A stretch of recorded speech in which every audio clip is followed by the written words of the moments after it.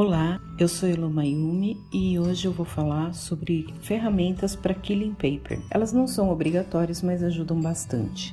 Nesse vídeo nós vamos falar do gabarito para Killing, essa régua grande com vários formatos, que é muito útil, muito versátil e que inclusive você pode usar o verso dela, que é de cortiça também. Eu confesso que do gabarito o que eu mais uso são os círculos, para poder fazer padronizado de um tamanho quando eu preciso fazer, por exemplo, uma flor. Cada pétala da flor é parte de um círculo e para elas ficarem do mesmo tamanho, eu coloco nessas bolinhas para ficarem padronizadas. Nesse gabarito a gente também encontra muitos outros formatos. Você pode achar mais prático ou não fazê-los com o gabarito ou com a mão. Eu tenho um vídeo aqui que ensina a fazer sem o gabarito muitos desses formatos, como a gota, o triângulo, o quadrado e o coração.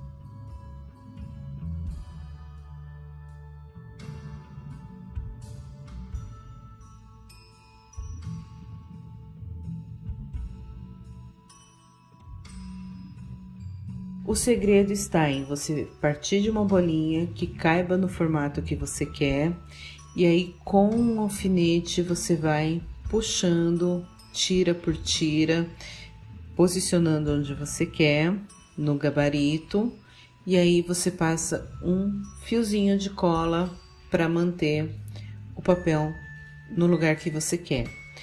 Depois, é claro, essa parte que você passou cola vai ser a parte de baixo do Killing, para não dar brilho, para não ficar nenhuma mancha.